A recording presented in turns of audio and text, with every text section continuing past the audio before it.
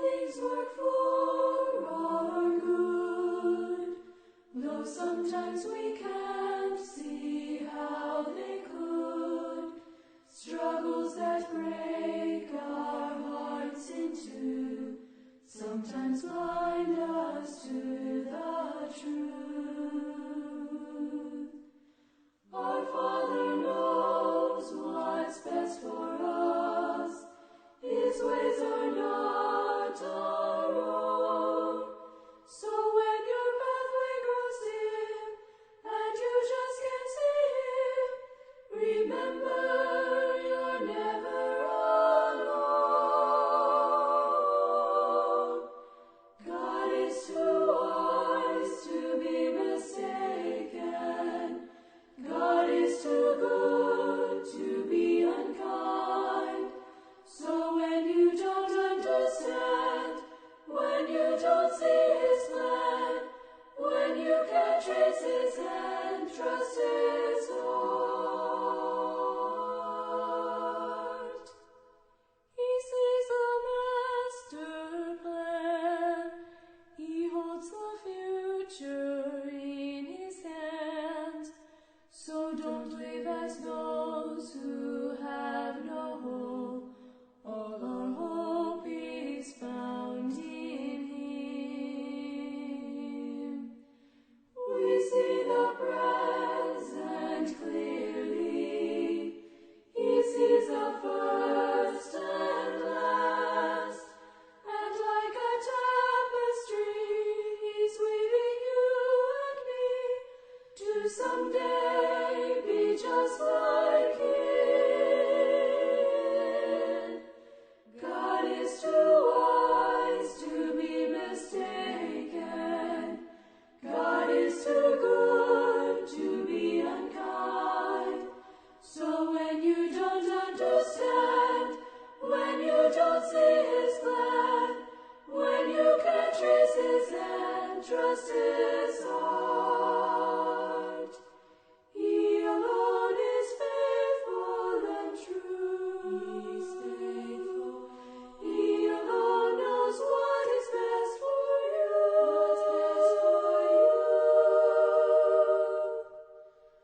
God is too wise to be mistaken. God is too good to be unkind. So when you don't understand, when you don't see His plan, when you can't trace His hand, trust His heart. Trust His heart. Trust His heart. Trust His heart. Trust His heart.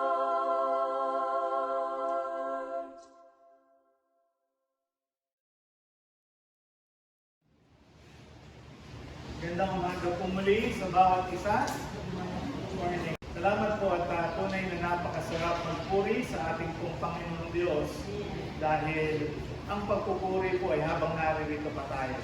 At patuloy natin gagawin yan sa ating pong pagtungo sa langit. Datapwat ang pagkakaiba po ng awitin natin dito sa lupa at ang awitin po natin sa langit. Wala na pong tema ng pag-asa, wala na pong tema ng pananampalataya, kung hindi there are songs of victories na atin pong aawitin pagdating po natin sa langit. Kaya bilang mananampalataya, samantalahin na po natin ang pagkakataon na atin pong maipagkaloob sa Panginoon ang atin pong taos-pusong pananampalataya at pagsamba sa ating pong Panginoon. Ano pong pumipigil sa ating pong paglilingkod sa Kanya? Marahil, nasasabi po natin, Pastor, marami po akong pinagdadaanan sa aming pong pamilya, na mga pangyayari na kung minsan hindi po nagiging kaaya-aya kung ako ilalapit po sa ating pong Panginoon. Na para po bang ang mga bagay na yan ay lingid sa Kanyang mga kaunawaan at sa Kanya pong pangunawa? Ang prelude po na ating pinakinggan, all things work for our good. So sometimes, we don't see how they could. Struggles that break our hearts in two, sometimes binds us to the truth. Our Father knows what's best for us. His ways are not our own. So when your pathway grows dim and you just don't see Him, remember, you're not alone. He sees the master plan and He holds our future in His hand. So don't live as those that have no hope. All our hope is found in Him. We see the present clearly, but He sees the first and the last. And like a tapestry, He's weaving you and me to someday be just like Him. Tayo po'y manalangin. O dakila at mapagpala naming Diyos, salamat po sa iyong mga paalala sa amin ng mga bagay na nangyayari sa aming pong paligid, sa aming buhay, ay mayroong dakilang plano. At isang bagay po ang inyo pong patuloy na ipinapaalaala sa amin na hindi mo kami iniiwan, hindi mo kami pinababayaan. Lahat ang nangyayari sa amin ay akda po ninyo at alam namin na meron kang magandang layunin kung bakit nangyayari ang mga bagay na ito. Sa amin pong patuloy na pag-aaral at patuloy na pagtingin sa mga nangyari sa mga naunang mga Kristiyano sa panahon po ni Pedro at sa panahon po ni Juan, na ang mga unang pag-uusig ay kanilang naranasan ng dahil sa pangangaral po ng inyong banal na salita. Dakilang Diyos, dalangin po namin na kami man makita po namin ang biblikal na dahilan kung bakit nangyayari ang mga bagay na ito. Hindi sa pangunawa ng tao, hindi sa filosofiya ng sanlibutan, kundi sa mga salita po ninyo na iniwan sa amin upang maintindihan namin ito. Maging sa mga sulat at akda ng inyong mga apostol na unang nakaranas ng ganitong mga pag-uusig. Maraming salamat po, Panginoon. At aming hiling at dalangin na mangusap nga po kayo, Panginoon, sa aming puso, sa aming mga kaisipan, at kami po ay makikinig. Ito po ang aming hiling at dalangin na may kasamang papuri at pasalamat sa pangalan po ng aming Panginoong Jesus Kristo. Amen at Amen. The title of our prelude is Trust His Heart. Wala pong ibang layunin ng Diyos sa bawat isa sa atin kundi tayo kanyang pagpalain. At maging sa mga nangyayari sa ating paligid, sa ating buhay, God has a purpose. Meron po siyang dakilang layunin. And as we continue to study the book of Acts, nandito po tayo sa chapter 4. In chapter 3, nasimula na po yung dakilang pagpapakita ng Diyos. Mismo sa templo doon po nagpakita ng himala ang ating Panginoon sa buhay po ni Juan at saka ni Pedro nung pagalingin po nila ang isang pilay. Ano pong edad niya nung siya po ay pagalingin ng Panginoon? 40. Above 40 years old nung siya po ay pagalingin na ng ating Panginoon sa pamamagitan po ni Juan at ni Pedro. Kung minsan titingnan po natin, it took God 40 plus years to show His miracle, to show His grace sa mga nangangailangan. Tunay po ng Diyos was never late. Hindi po siya nahuhuli sa kanyang mga akda at panukala sa atin. Kagaya nga po sa awitin, ay nawit sa atin ng ating mga kapatid na kung ang ating Panginoong Jesus ay sinabihan na si Lazaro ay patay na, it took him another 4 days bago po siya pumunta doon. At ang sumbat nga po ni Martha sa kanya, Panginoon, kung dumating ka lang ng mas maaga, sana hindi namatay ang ating kapatid. But Jesus was never late. Right there and then, pinakita po niya na kalwalhatian ng ating Panginoong Diyos para maluwalhati ang kanyang dakilang pangalan. Things happen to us not because we wanted it to, kundi nangyayari ang mga bagay na ito dahil may plano ang ating pong Panginoong Diyos. It took God 40 plus years bago po niya pasimulan ang ministry. And God waited for the day of Pentecost para po ipahayag niya ang kapangyarihan sa kanyang mga disciples. A man born lame since birth, pero ipinakita pa rin po ng Diyos ang kanyang himala. Bakit po niya ginawa ito?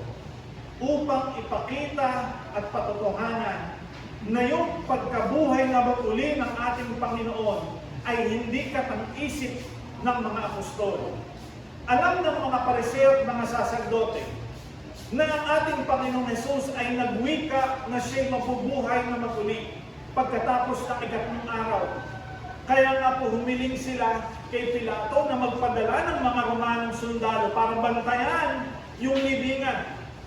Pero sabi ni Pilato, may mga sundalo kayo, may mga kawal kayo, kayong magbantay. At nung ang ating Panginoon ay nabuhay na mag-uli, nag-report po itong mga sundalo nito at sinabi, nakakita kami ng anghel at gumulong yung bato. Alam nila na ang ating Panginoong Hesus ay nabuhay. And this miracle ay kaugnay po nung ginawa ng ating Panginoon. Dahil ang ating Panginoong Hesus, nung siya nabubuhay pa, is a miracle worker, is a healer. Siya po'y nagpapagaling. At itong tandang ito, itong himalang ito ay pagpapakita sa mga pariseo at mga eskriba na ang ating Panginoon ay buhay. Siya'y nabuhay upang ipagpatuloy niya ang kanyang gawain sa buhay ng mga apostol, sa buhay ng kanyang mga disciples, para ang salita ng Diyos ay maipangaral. Hindi mapipigilan ang kamatayan, ang layunin ng Diyos para maluwalhati ang ating pong Panginoong Diyos. Chapter 4 was the beginning of the persecution of the early church. Ilang linggo pa lamang, ilang araw pa lamang sila, pero nagsimula na po ang persecution sa kanila. Mga minamahal, that persecution ay nagpapatuloy sa ating panahon ngayon at magpapatuloy pa yan hanggang sa rapture at hanggang sa tribulation period. Lahat ng mga maniniwala at may pagmamahal sa ating Panginoong Diyos ay daranas po ng mga pagsubok, daranas ng mga pag-uusig, dahil sa pamamagitan po nito, maluluwalhati ang ating pong Panginoon. Ang ating pong magiging tema ngayong umagang ito is understanding the biblical meaning of persecution. Bakit ba dumaranas tayo ng mga pag-uusig? Bakit ba dumaranas tayo ng kahirapan sa ating mundo? Mga minamahal, una po nais kong ibahagi sa atin that persecution is a trial. Ang mga pag-uusig sa atin at mga nangyayari sa atin ay mga pagsubok. Ito'y paglilitis. Sa ating mga panahon ngayon, meron pong paglilitis. Bakit po kinakailangan tayong litisin kung tayo inaakusahan ng isang bagay upang naipagtanggol po natin ang ating sarili? A sensational case sa ating pong panahon ngayon is between the actor Johnny Depp and his wife, Amber Heard, na ating pong marahil napapanood yung trial po nila. Everyone is given the chance to speak dahil kailangan po nilang patunayan ang kanilang pananampalataya. Tayo man, pag dumadaan sa mga pagsubok, ay nalalagay sa mga paglilitis. Totoo ba ang pananampalataya mo? Totoo ba ang sinasabi mong ikay Kristiyano? Totoo ba na ikay naniniwala na si Jesus ay buhay at naninirahan, nananahan sa iyong puso? Totoo ba? Now we have the chance to witness for our Savior. At ito pong nangyari sa mga apostol and even the disciples, na nang dahil sa paglilitis, nang dahil sa mga akusasyon sa kanila, sila'y nagkaroon ng pagkakataon para ipahayag ang pananampalatayang nasa sa kanila. A trial may have a positive impact dahil ito po ay disenyo ng Diyos para sa huli ang ating pong pananampalataya ay lalong tumatag. There are only two choices sa ating pong buhay kung tayo po'y dumaranas ng mga pagsubok. Number one is for us to flee, lumayo, or to compromise sa ating faith. Or we can accept our persecution. So that in the end, sa kahuli-hulihan ng ating pong buhay, ay magiging matibay ang ating pananampalataya upang magningning ang sinasabi nating patotoo at pananampalataya sa ating Panginoong Jesus. Upang makita ng tao na tunay at totoo na ating Panginoon ay hindi lamang nabuhay 2,000 years ago, but He was alive and is alive in the life of every believer. Sa bawat mananampalataya, buhay siya. At hindi siya kailanman nagkukulang sa bawat isa sa atin.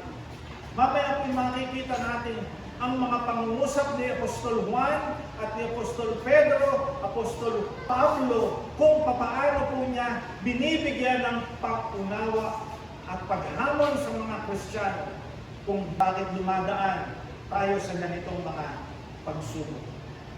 Dear brothers and sisters, many people, marami pong mga tao ang tumitingin sa mga pagsubok as a negative part of their lives. Pag sila'y nasusubok, there are so many questions. Maraming mga katanungan, bakit nangyayari ito? Bakit sa akin? Bakit hindi sa kanya? Mabuti naman ako, naglilingkod naman ako sa Panginoon, pero bakit ako tumadaan sa ganitong mga pagsubok? Bakit ako nagkasakit ng ganito? And we ask so many questions. But nevertheless, tandaan po natin that trials have a positive impact in the life of true believers upang palakasin tayo at patatagin tayo sa ating pong pananampalataya. Paano natin masasabi na tayo malakas? That we are strong in our body if we do not flex our muscles. Paano natin masasabing kaya kong buhatin yan? 50 kilograms, kaya kong buhatin yan kung hindi po natin ine-exercise. And nandoon po yung struggle para mabuhat natin yung mga bagay na yan. Same is true. How can we show that we are faithful sa ating Panginoon Jesus kung yung kaunting pagsubok lang, sumusuko na tayo? Ayoko na. Ayoko na. Mahirap pala maging Kristiyano. But then, dear brothers and sisters, trials and persecutions would give us a positive impact. Magkakaroon ito ng positibong bagay sa ating pong mga buhay. To be strengthened in our faith. Remember, ang ating Panginoong Jesus ay dumanas din ng ganyang mga pag-uusig. Dumanas din ng ganyang mga pagsubok. Hindi nga po siya nakaranas ng karangyaan ng sanlibutan dahil ang kanyang focus ay makapaglingkod sa ating Panginoon and at the same time, maisama niya mas marami. Kaya nga po ang pinta sa kanya, tingnan mo nga yan, kung yan ay isang guro galing sa Diyos, bakit nakasalamuhan niya mga publikano, ang mga makasalanan, ang mga bulag, ang mga ketongin, tinutulungan niya. Kung yan ay sa Diyos, dapat alam niya na ang kanyang kausap ay makasalanan. Yung nga po ang pinta sa kanya. But nevertheless, alam natin na ang damdamin at puso, ang maging ambisyon ng ating Panginoong Jesus is to be a part of mankind para mailigtas niya, maisama niya, maipaunawa niya na ang kanyang ginagawa ay para sa kanilang ikaliligtas. Kung ang ating Panginoong Jesus ay dumating na isang prinsipe na nakaupo sa isang palasyo, paano niya mauunawaan ang damdamin ng mga tao? Ano po sabi ng Scripture? He was tempted in all points just as we are. Siya po'y sinubok na kagaya natin, pero hindi po siya nagkasala. Because His intention is to prove Himself that He came from God, that God is with Him, at ang kanyang ginagawa ay para sa ikaluluwalhati ng ating pong Panginoon. So, paano po natin uunawain kung tayo po'y dumadaan sa mga pagsubok? At ito po'y para sa ating kapakinabangan. Ang sabi po ni James, in James chapter 1 verse 2, mga kapatid ko, ituring ninyo itong buong kagalakan kapag nahaharap kayo sa mga sari-saring tukso.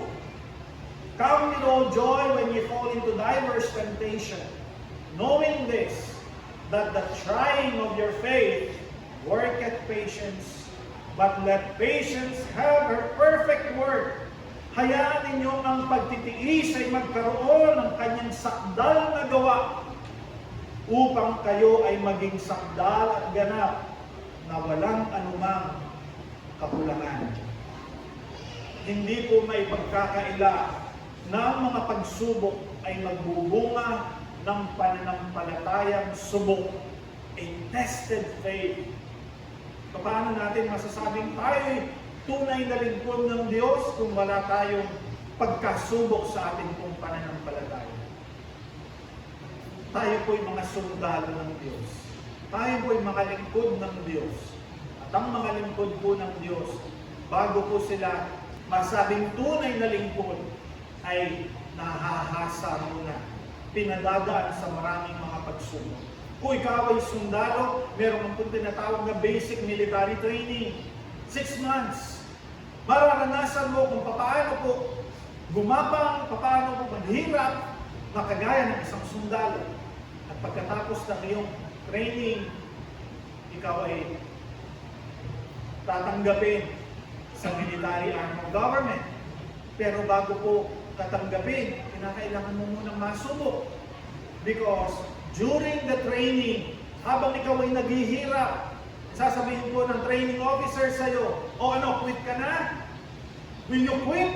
Sige, mag-quit ka na. Hindi ka naman pala karapat-dapat eh. Ngayon, kung talagang half-hearted ka sa iyong paglilingkod o sa iyong pagsasanay bilang isang sundalo, magkukwit ka, ayaw mo na ng paghihirap. Saying is true sa maraming mga Christian. Our faith will be tested. Masusubok po yung ating pananampalataya. Pero sa mga tunay na mananampalataya, they have that rock-solid faith na anuman ang mangyari sa kanila, sila po ay magpapatuloy sa kanilang paglilingkod. Peter also promised and wrote to persecuted believers. Babasahin ko po sa wikang Tagalog. At pansinin po ninyo ang damdamin ni Apostol Pedro sa kanyang pangungusap. Ang sabi po niya, mga minamahal, huwag ninyong akalaing kakatuwa ang tungkol sa maalab na pagsubok na susuri sa inyo, na para bang may katakatakang bagay na nangyayari sa inyo. Kundi magalak kayo, yamang nagiging mga kabahagi kayo sa mga pagdurusa ni Kristo. Ano pa, kapag mahahayag na ang kanyang kaluwalhatian, kayo rin naman ay matutuwa ng may labis-labis na kagalakan. Kung alipustahin kayo dahil sa pangalan ni Kristo, mapalad kayo. Sapagkat ang Espiritu ng kaluwalhatian at ng Diyos ay namamahinga sa inyo, sa ganang kanila ay pinagsasabihan siya ng masama, ngunit sa ganang inyo ay niluluwalhati siya. Ano po mapapansin natin? Sa pangungusap po ni Apostol Pedro, nandoon po yung pagsusumamo at pagsasabi na kung kayo man ay dumaraan sa mga yan at mga pagsubok na iyan, magala kayo. Iyan po ba ang itinuturo ng sanlibutan? Na kapag kayo sinusubok, magiging magala kayo. Mahirap po yata sa natural na kaisipan ng tao na kapag kayo dumadaan na sa mga bagyo ng pagsubok, ay magagalak ka pa rin. Ngunit ang nangyari po kay Apostol Pedro at kay Apostol Juan, nang dahil wala silang makitang dahilan upang sila po ay parusahan pa ng patuloy, ang kanila pong ginawa sa kanila pinaghagupit. Pero ano po ang kanilang naging damdamin?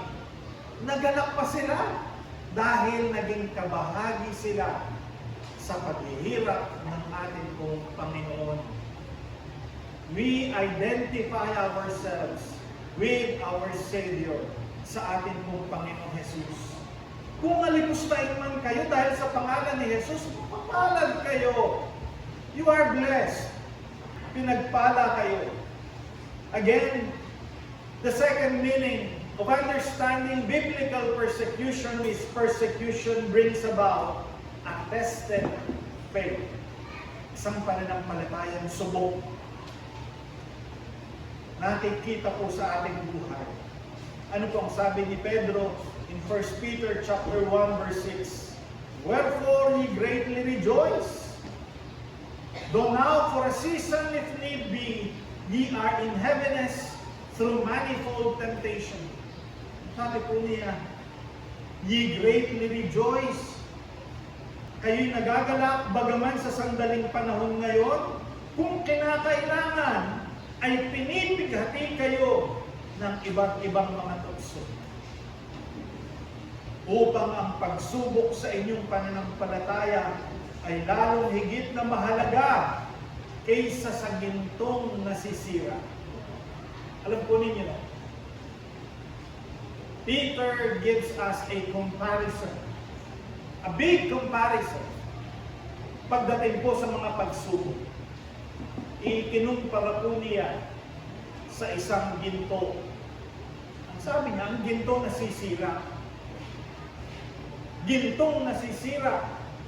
Pero mas mainam pa ang inyong pananampalatayang nasusubok kaysa sa gintong nasisira. Sa isang ordinaryong tao po, mas mahalaga sa kanyang ginto kaysa sa pagsubok. Pero hindi po kayo isang ordinaryong tao lang. Hindi po kayo ordinaryo. You are a Christian. Kayo mananampalataya na tinubos ng ating Panginoon. Meron tayong kakaibang pag-unawa, kakaibang pag-iisip. At itong sinasabi po ni Pedro ay upang sila'y maging matatag sa kanilang pananampalataya. Na siyang hindi pa ninyo nakita, gayon man ay inyong inibig.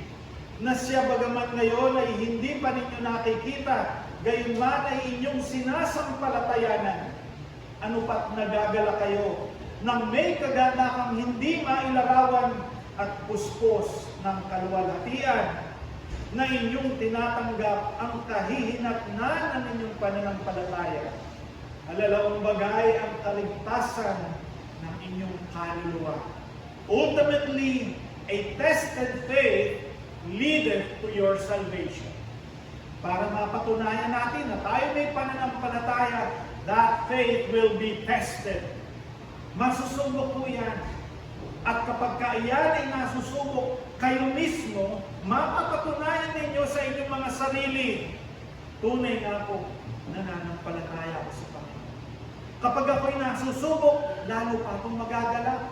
Hindi po dahil inaasahan natin tayo magkakaroon ng pagsubok, kundi kapag tayo po'y sinusubok ng Panginoon, sinusubok ang ating pananampalataya, nasasabi natin na ang pananampalatayang meron ako ay totoo.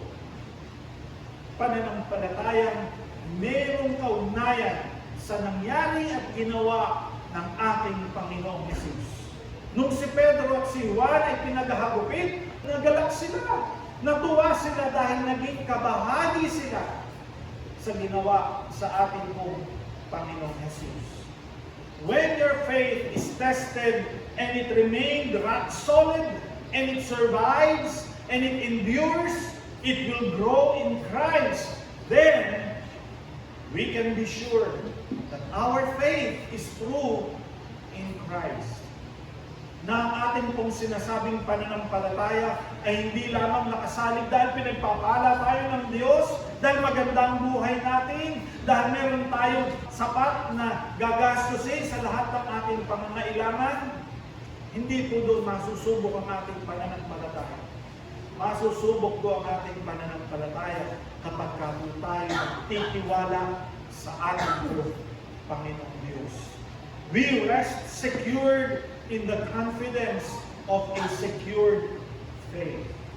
Alam po ninyo, ang isang mahirap na Kristiyano, wala po siyang hawak-hawak ni tangan-tangan sa kanyang buhay maliban sa pananampalataya sa ating Panginoon. Yun lamang po. Doon lamang po siya nakaakap. Yun lamang po ang kanyang pinagtitiwalaan sa kanyang buhay. Panginoon, kung wala ka, wala akong magagawa, huwag mo akong iiwan, huwag mo akong lalampasan dahil kung wala ka sa aking buhay, marahil wala akong pag-asa. Nevertheless, our faith will be tested. At kung tayo po ay patuloy na nagtitiwala sa Panginoon, anuman ang ating kalagayan, hindi po niya tayo iiwan, hindi niya tayo pababayaan. Sa mga apostol po ba, mga mabulaklak lang na mga pangungusap ang kanilang mga sinasabi? Ito ba'y hindi rin nila naranasan? Naranasan din po nila ang mga bagay na ito. Maging si Apostol Pablo, ang sabi po sa 2 Corinthians 12, verse 7, lest I should be exalted above measure through the abundance of the revelation that was given unto me, a thorn in the flesh. 3 times, sabi po, the messenger of Satan to buffet me, lest I should be exalted above measure. Therefore, I take pleasure in infirmities, in reproaches, in necessities, in persecutions, in distresses for Christ's sake. For when I am weak, then I am strong. Sa Tagalog po ang sabi, sa mga tuwid ay nasisiyahan ako sa mga kahinaan, sa mga panlalait, sa mga pangangailangan, sa mga pag-uusig, sa mga paghihirap, alang-alang kay Kristo. Mahalaga po na yung ating ginagawang pagtitiis ay para sa ating Panginoon, hindi lamang para sa ating sarili. Kapag ka po tayo dumadanas ng mga pag-uusig, isipin natin na nauna ng inusig ang ating Panginoon. Kung tayo dumaranas ng paghihirap, siya man ay nauna ng dumaan ng paghihirap. Wala nga po, dilibingan nga po niya, hindi kanya Ito po'y pinahiram lang sa kanya. Alam ko siyang pag-aari sa mundong ito dahil alam niya ang kanyang tahanan ay sa langit. Ang sabi po ni Pablo, kung kailan ako mahina, ay saka naman ako malakas. Bakit po tayo lumalakas? Sa pananampalataya po sa ating po Panginoon. Oo, may luha po sa ating mga mata pagka tayo nananalangin sa Panginoon. Pagka tayo lumalapit sa Kanya, lalo tigit para sa ating mga mahal sa buhay, para sa ating sarili. Bakit po tayo lumuluha, naaawa tayo sa ating sarili? Dahil bakit ako dumaranas ng ganito? Ngunit, sa isang Kristiyano na mayroong tunay na pananampalataya sa ating pong Panginoon, ang kanyang pinagdadaanan ay pakinabang dahil dito po nasusubok ang kanyang pananampalataya. Pangatlo, kung tayo po ay nasusubok sa ating pananampalataya, habang tayo narito sa lupa, may pangako po ang Diyos ng gantimpala sa langit sa mga tunay na nanampalataya sa ating pong Panginoong Diyos. Meron po tayong daranasin pag-uusig, pagpapahirap, pag-alipusta ng sanlibutan sa atin. Pero hinahayaan po ng Diyos yan. Hinahayaan ng Diyos na mangyari sa atin ang mga bagay na yan. Bakit po? Para ipaunawa sa atin. Hindi ka taga rito, anak. Pero kahit ay kayo dumaranas ng mga bagay na yan, it was designed. Those trials and persecutions in your life are designed to strengthen your faith. Para maging matatag ang iyong pananampalataya. Sabi po ni Apostol Pablo, who now rejoice in my suffering for you. Ako'y nagagala sa mga paghihirap na tinitiis ko para sa inyo. And fill up that which is behind of the afflictions of Christ in my flesh, for His body's sake, for His church. Sabi ni Apostol Pablo, ini-paraphrase, titiisin ko lahat ng mga paghihirap na aking nararanasan para punan ko yung mga pagkukulang upang ang iglesia, ang kanyang katawan ay mapagpala. Apostle Paul took the necessary blessings of pain and suffering in his life para po sa iglesia, para po sa mga Kristiyano. At yan ay nakasulat upang mabigyan tayo ng paalala na kung tayo man ay dumaranas ng pagsubok, yung tagapagligtas ni Apostol Pablo, maging tayo bilang mga Kristiyano ay makasumpong ng halimbawa sa mga bagay mong ito. Ang sabi po niya, in my sufferings for you, he was talking about persecutions among the Jews. Sa kanyang mga kapwa Hudyo, siya'y pinagpapalo, he was beaten with rods, he was stoned unto death, he was shipwrecked, and he was in danger of robbers. Siya'y nasa panganib ng mga mandarambong. Alam po ninyo mga mandarambong, sila po yung mga nagnanakaw at kumukuha ng yung mga ari-arian at pagkatapos sasaktan ka pa. Ito pong lahat ay tiniis ni Apostol Pablo at kanyang isinulat para magkaroon tayo ng isang magandang halimbawa. Mga minamahal, hindi po tayo kinamumuhian ng mundo. Ang kinamumuhian ng mundo at ni Satanas ay ang ating Panginoong Diyos at ang ating Panginoong Hesukristo. Dapat nga lamang tayo'y pumanig at tinanggap natin ang biyaya ng ating Panginoong Hesus. Kaya nga po tayo ang nagiging target ng dyablo. Ipapakita ko sa inyo na mali ang inyong sinamahan, mali ang inyong pinanampalatayanan. Uusigin ko kayo para ang pananampalatayan ninyong yan ay manghina. Para bitawan ninyo yan. Alisin ninyo ang pananampalatayan ninyo sa inyong Panginoong Hesus. So dadaan kayo ng mga pagsubok, knowing or thinking na yung mga pagsubok na yon ay pwedeng maghiwalay sa atin sa Diyos. Tandaan po natin, ano po ang sabi ng ating Panginoon? Neither death nor suffering na pwedeng makapaghiwalay sa atin sa Panginoon. Pagka po ako'y nagkakasal, palagi ko pong sinasabi, till death do you part, hanggang sa kamatayan ang maghiwalay sa inyo. Dapat sabihin, opo, pastor. In this life, there is separation. Bagamat sa kasal, kayo pinagsama, pinag-isa ng Diyos, pero pwede pa rin kayo paghiwalayin ng kamatayan. Pero sa ating Panginoon at ang relasyon natin sa ating Panginoong Diyos ay hindi po pwedeng paghiwalayin maging ng kamatayan. Kaya kung mga kapatid kong Kristiyano, kung tayo man ay dumaranas ng mga pagsubok, remember that the world hated God and it hated Jesus. At tayo na ay kamumuhian ng mundo dahil tayo pumanig at nanampalataya sa ating po Panginoong Jesus. Persecution number 4 is designed for a perfected faith. Para maging ganap ang ating pananampalataya. Hindi pananampalatayang papaimbabaw sa nakikita ng tao.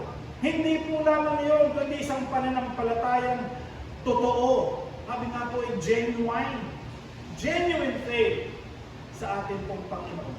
Na kahit na dumaan tayo ng pagsubok, nandoon pa rin yung ating pananampalataya.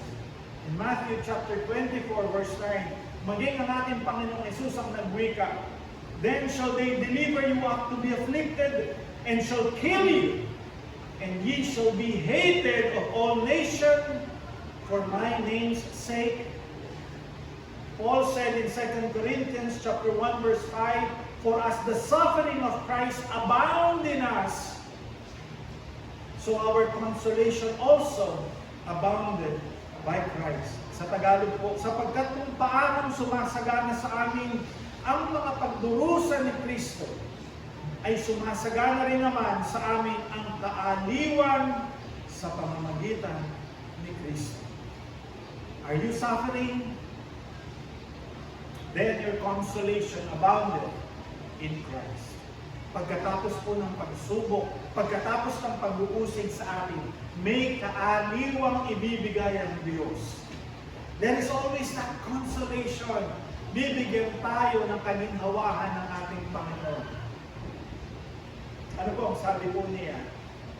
Kung tayo po'y harap na sa Panginoon, And before we enter paradise, the third heaven, sa New Jerusalem na inihanda ng ating pong Panginoong Jesus, welcome, thou good and faithful pastor,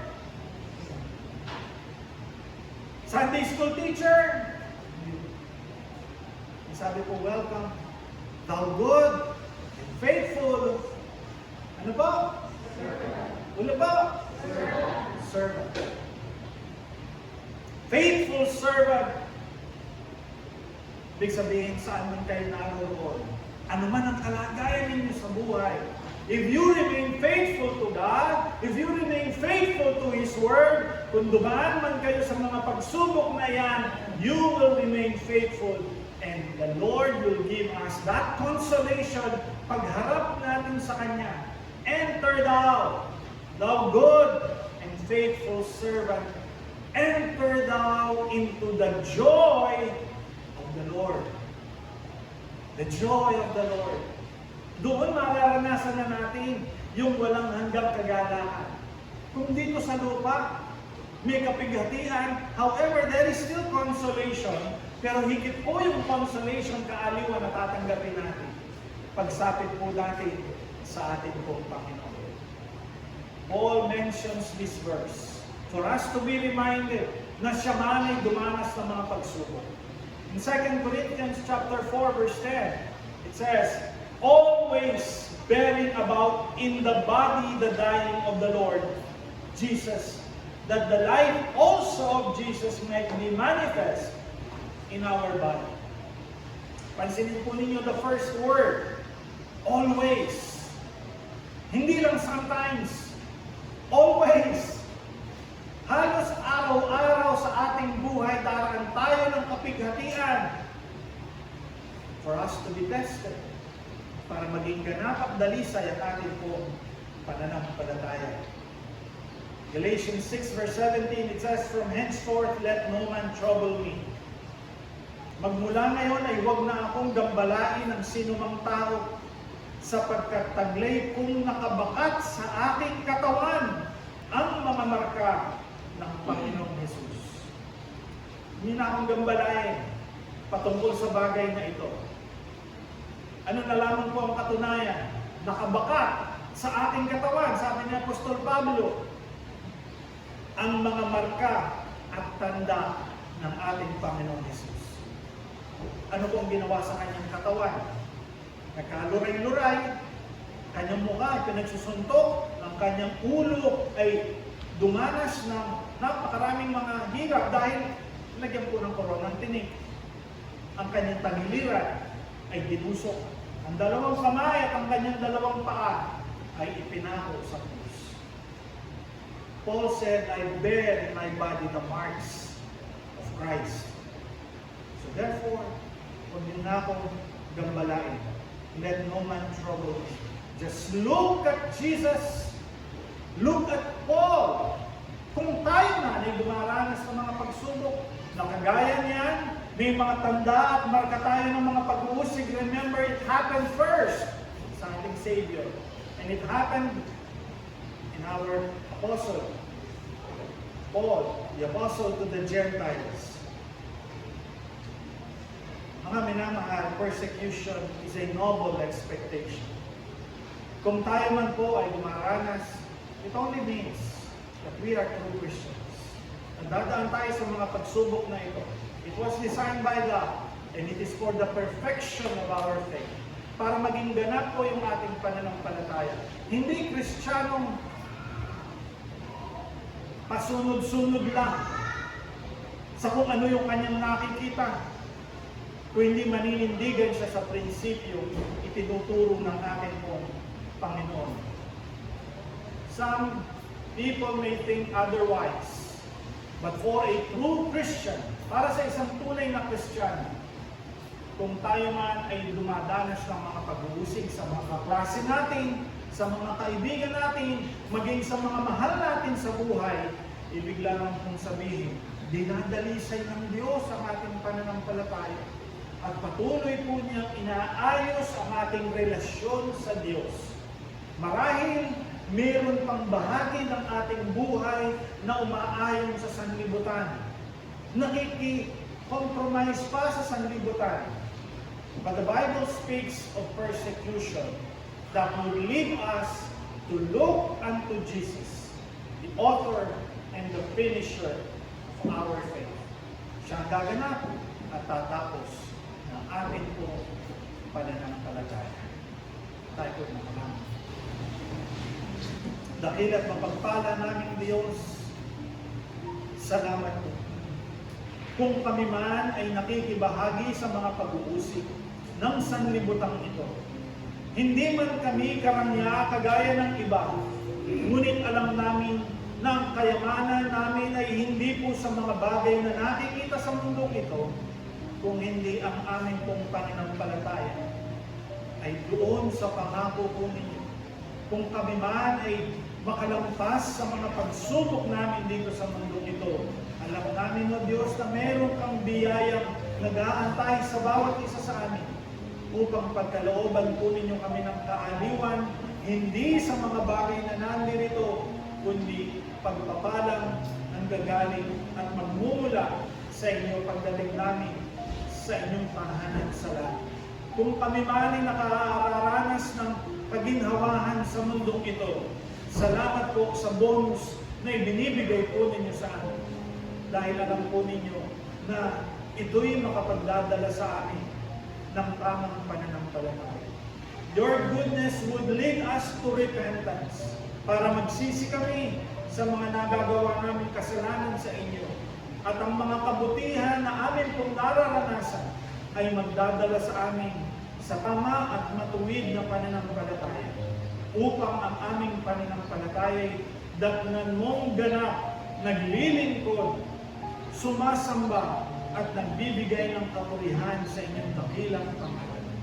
Maraming salamat, Panginoon, sa inyong pong mga pangungusap at mensahe sa amin para magbigay kaliwanagan sa amin pong mga puso't kaisipan na ang mga pagsubok na ito ay bahagi lamang po ng aming pananampalataya upang kami po'y lalong maging matatag sa amin pong tinanggap na biyaya mula sa iyo.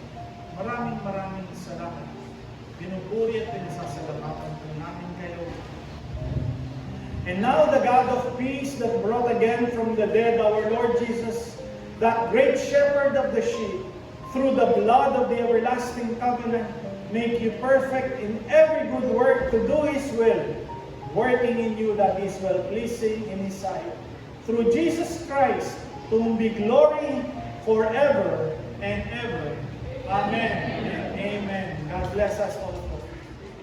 All things work for our good, though sometimes we can't see how they could. Struggles that break our hearts in two sometimes blind us to the truth. Our Father knows what's best for us. His ways are not our own. So when your pathway grows dim and you just can't see Him, remember you're never alone. God is to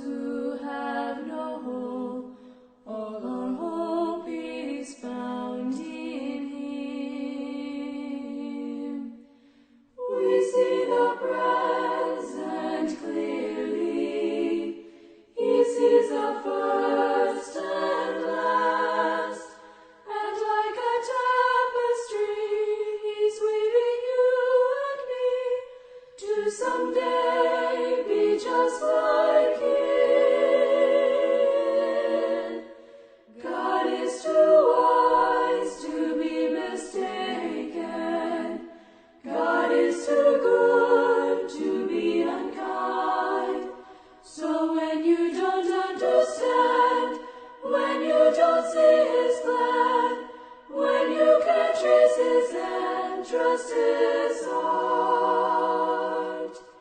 He alone is faithful and true. He's faithful. He alone knows what is best for you. What's best for you. God is too wise to be mistaken. God is too good to be unkind. So when you don't understand, when you don't see His plan, when you can't trace His hand, trust His heart. Trust His